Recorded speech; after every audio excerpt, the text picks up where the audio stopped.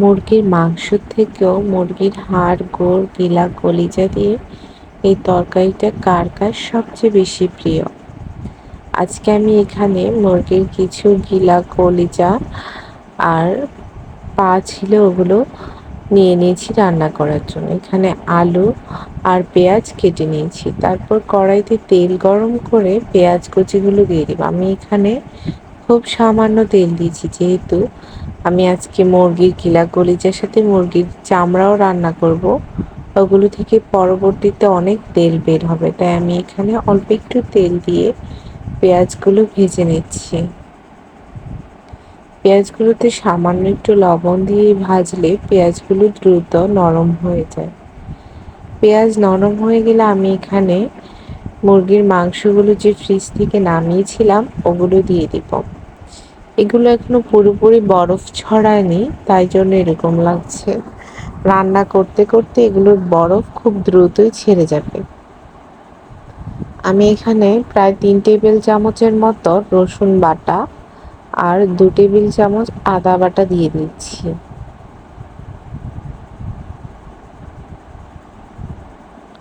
তারপর এখানে 1 চামচ ভর্তি করে হলুদ দিলাম।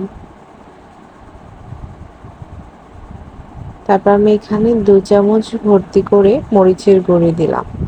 ঝালটা যার যার পছন্দ অনুযায়ী পরে কমিয়ে বাড়িয়ে দেওয়া যাবে। আমার ভিডিওটি ভালো লাগলে চ্যানেলটি সাবস্ক্রাইব করবেন আর কমেন্টে জানাবেন। তারপর আমি এখানে 1 টেবিল চামচ লবণ দিলাম আর 2 টেবিল চামচ জিরার গুঁড়া দিয়েছি।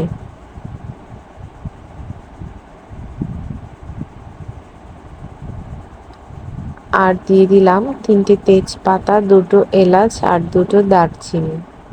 তারপর আমি এগুলো সব একসাথে মিক্স করে নেড়ে চেড়ে কিছুক্ষণের জন্য ঢাকা দিয়ে রেখে দেব।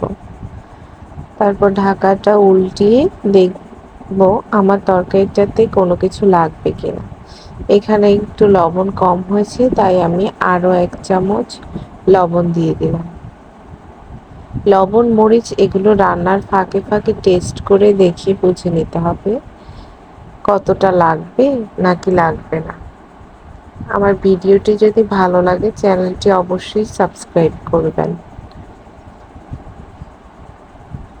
তারপর আমি এখানে রান্নাটা আবার ঢেকে দিব। এভাবে ঢেকে ঢেকে রান্না করলে তরকারি খেতে অনেক মজা হয়। ঢাকনাটা উল্টিয়ে আমি আবার তরকারিটা নেড়ে চেড়ে দিচ্ছি। এই যে দেখুন কত সুন্দর করে তরকারির বরফটা গলে গিয়েছে।